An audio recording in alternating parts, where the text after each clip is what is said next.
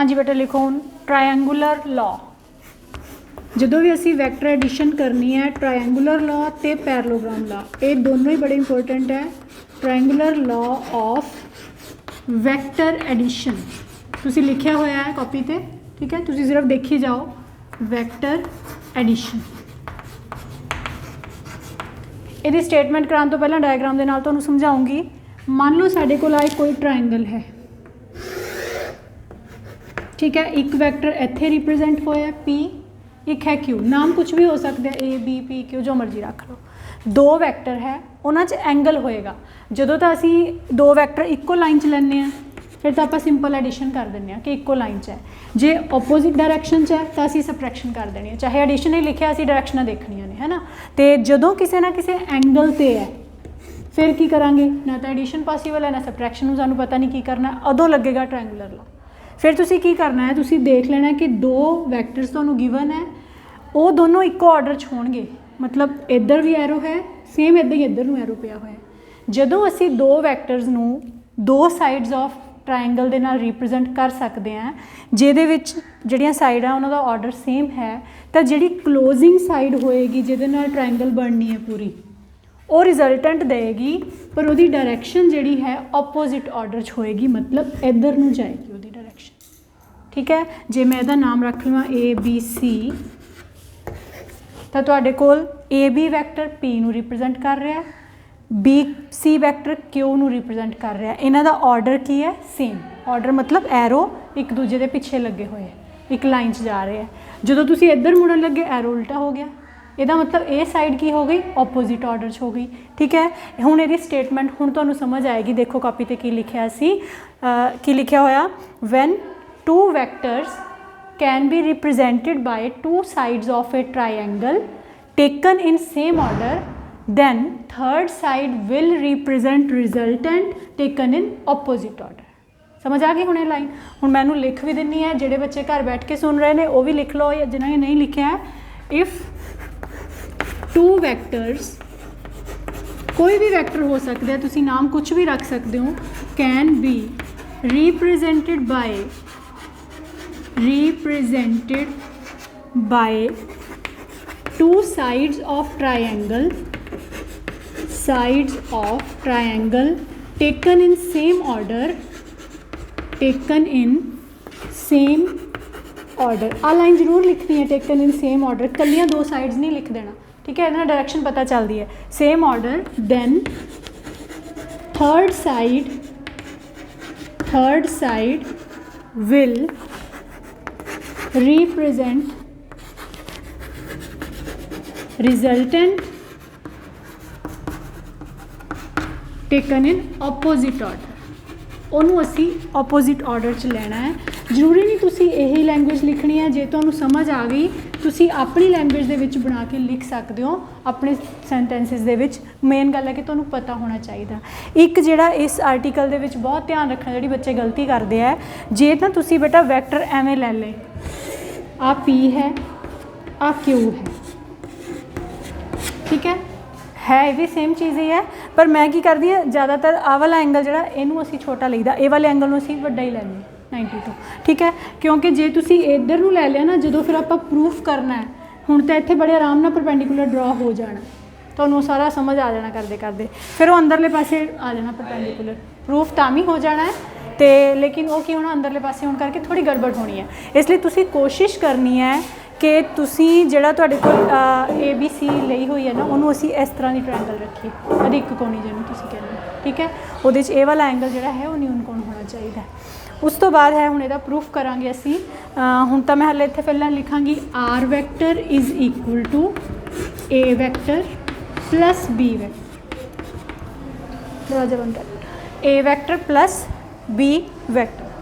हुण प्रूफ लई की करना है असी, इत्थे कंस्ट्रक्शन करनी है, तुसी परपेंडिकुलर ड्रॉ कर लो C तो इस लाइन के उपर, नाम वह M रखना चाहिए, ठीक है। तुसी जो भी नाम नोट्स रखा चेंज ना करो, समझ लो CM परपेंडिकुलर ड्रॉ किया असी इस बेस के उपर AB नूं अगे वधा के, ठीक है। हुण देखो सानू आ एक ट्रायंगल मिल गई जी राइट एंगल ट्रायंगल है, एक सानू आ वाली ट्रायंगल मिल गई जी राइट एंगल ट्रायंगल है, दो है इत्थे। ਹੁਣ ਸਾਡੇ ਕੋਲ ਇੰਨਾ ਹਿੱਸਾ ਤਾਂ ਹੈਗਾ ਬੇਸ ਦਾ। ਜੇ ਮੈਂ ਵੱਡੀ ਟ੍ਰਾਇੰਗਲ ਲੈਣੀ ਹੈ ਇੱਥੇ, ਜੇ ਮੈਂ ਪਾਇਥਾਗੋਰਸ ਥਿਊਰਮ ਲਗਾ ਦੇਵਾਂ ਤਾਂ ਕੀ ਬਣੇਗਾ, ਹਾਈਪੋਟਨਿਊਜ਼ ਦਾ ਸਕੁਏਅਰ ਮਤਲਬ R square is equal to A M square plus M C square, है ना। ਹੁਣ ਮੇਰੇ ਕੋਲ ਏ ਐਮ ਨਹੀਂ ਹੈ, ਮੇਰੇ ਕੋਲ ਏ ਵੀ ਤਾਂ ਹੈਗਾ ਕਿ ਪੀ ਦੇ ਬਰਾਬਰ ਹੈ। ਆ ਨਹੀਂ ਪਤਾ ਕੀ ਹੈ, ਇਹ ਕੱਢਣਾ ਪੈਣਾ। ਇੱਕ ਮੈਨੂੰ ਆ ਨਹੀਂ ਪਤਾ ਹੈ ਕਿੰਨਾ, ਇਹ ਵੀ ਕੱਢਣਾ ਪੈਣਾ। ਸ਼ੁਰੂ ਕਰਨ ਤੋਂ ਪਹਿਲਾਂ ਪ੍ਰੂਫ ਅਸੀਂ ਆਹ ਦੋ ਚੀਜ਼ਾਂ ਕੱਢਾਂਗੇ, ਠੀਕ ਹੈ। ਉਹਦੇ ਵਿੱਚ ਤੁਸੀਂ ਲਿਖੋ ਇਨ ਟਰਾਇੰਗਲ BMC। ਜੇ ਬੱਚੇ ਮੈਂ ਇੱਥੇ ਸਾਈਨ ਥੀਟਾ ਕੱਢਾਂ, ਥੀਟਾ ਤਾਂ ਮੈਨੂੰ ਪਤਾ ਹੈ ਨਾ, ਜੇ ਮੈਂ ਲਿਖਾਂ ਸਾਈਨ ਥੀਟਾ ਕਾਦੇ ਬਰਾਬਰ ਹੋਏਗਾ, ਸਾਈਨ ਥੀਟਾ ਹੁੰਦਾ ਪਰਪੈਂਡੀਕੂਲਰ ਅਪॉन ਹਾਈਪੋਟਨਿਊਜ਼, ਠੀਕ ਹੈ। ਪਰਪੈਂਡੀਕੂਲਰ ਹੈ MC divided by BC, MC by BC। MC ਅਸੀਂ ਕੱਢਣਾ ਹੈ, ठीक है ना। MC ਤਾਂ ਅਸੀਂ ਕੱਢਣਾ, ਇਹਨੂੰ ਇੱਦਾਂ ਹੀ ਲਿਖ ਦਿਓ। BC ਤਾਂ ਸਾਨੂੰ ਪਤਾ ਹੈ ਨਾ, BC ਅਸੀਂ Q ਲਿਆ ਹੋਇਆ ਹੈ, ਸੋ BC ਕਿੰਨਾ ਆ ਗਿਆ Q।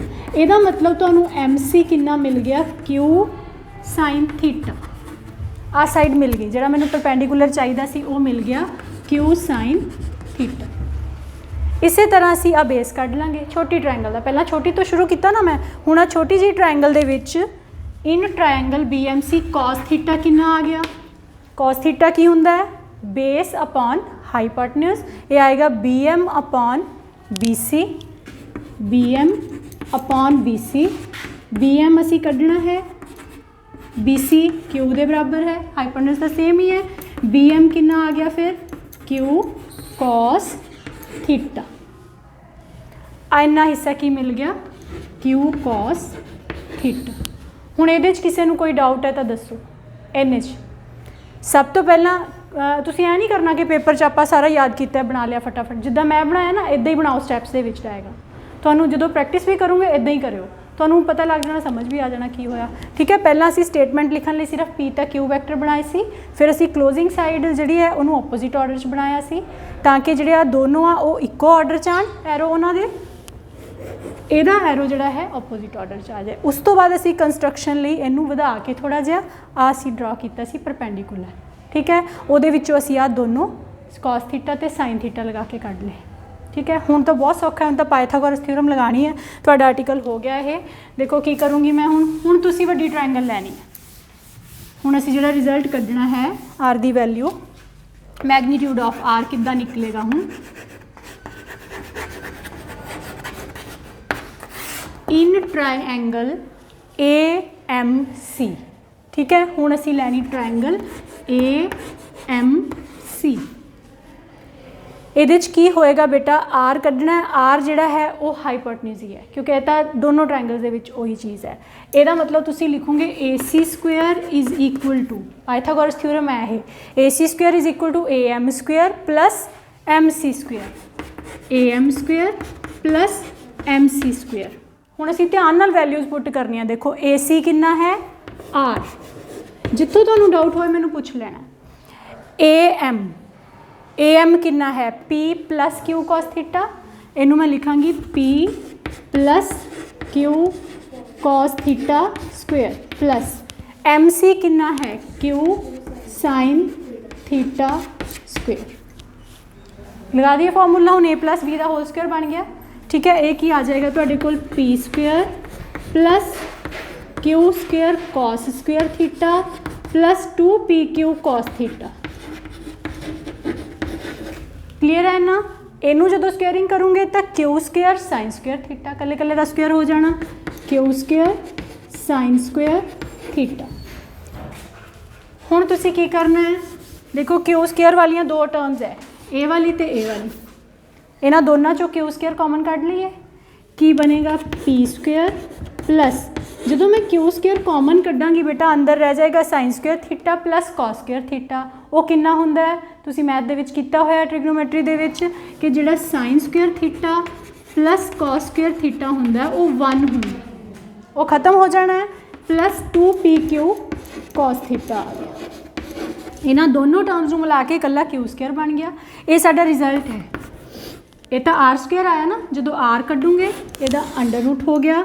वैरी इंपोर्टेंट रिजल्ट, बहुत जगह पर यूज़ भी होएगा। ये तो PQ दिता होएगा, न्यूमेरिकल आ जाएगा, थीटा दिता होएगा, तुसी आर कढ़ के दिखाना। ठीक है, ये साडा निकल गया मैगनीट्यूड ऑफ आर। वैक्टर दे विच एक जिथे भी तुसी वैक्टर कढना उत्थे डायरैक्शन नाल दसनी पैनी। हुण ये आर दी डायरैक्शन की होएगी वो दसनी असी, वो तुसी मन लेना कि आर जिहड़ा है उन्हें पी दे नाल एंगल बनाया बीटा। डायरैक्शन दसनी आपां तां जिहड़े एंगल ते झुकिया होया आपां लिख दांगे इन्ने एंगल ते है। हुण ये वाला एंगल कढ लांगे, ये वाला एंगल किद्दां निकलेगा, इसे ट्रायंगल चों निकलेगा। इहदे विच हुण तुसी टैन बीटा कढना है। Tan beta is equal to perpendicular upon base. हुण मैं पूरा पूरा नहीं लिखदी। परपेंडिकुलर कितना है क्यू साइन थीटा, बेस कितना है पूरा P plus Q cos theta. इस तो तुसी बीटा कढ सकते हो। It is the direction of R. ये है रिजल्टेंट दी डायरैक्शन। ठीक है, हुण लग गया समझ सारिਆਂ ਨੂੰ? कोई डाउट है तो पहले ही पूछ लो। देखो सब तो पहला स्टेटमेंट लिखनी है। बहुत अच्छा आर्टिकल है, सेम ये नाल दा तुहाडा पैरलोग्राम ला हो जाना। सेम प्रूफ है वह, बस उत्थे पैरलोग्राम बनानी है, बाकी सारा कुछ सेम ही है। मतलब तुसी ला लो कि उत्थे आपां लाइन पूरी कर देनी। ठीक है ना। हुण जे आ समझ आ गया तुहानूं तो तुहाडे समझ लो 2 आर्टिकल हो गए। पहला स्टेटमेंट डायग्राम ये वाला, उस तो बाद कंस्ट्रक्शन, फिर छोटी ट्रायंगल चक के साइन थीटा कॉस थीटा कढ़ना है। आ दोनों साइडां निकल गई। फिर तुसी वड्डी ट्रायंगल लैनी है, पाइथागोरस थ्योरम लगानी है, ਇਹਦਾ मैगनीट्यूड निकल जाएगा। टैन बीटा कढूंगे तो ਇਹਦੀ डायरैक्शन निकल जाऊगी बस। ठीक है, चलो मैनूं उम्मीद है कि सारिਆਂ ਨੂੰ समझ आ गया होना। ਜਿਹੜੇ ਬੱਚੇ घर बैठे हैं वो भी जरूर देखो वीडियो नूं ताकि तुहानूं भी समझ आ जाए। ठीक है बेटे, थैंक यू।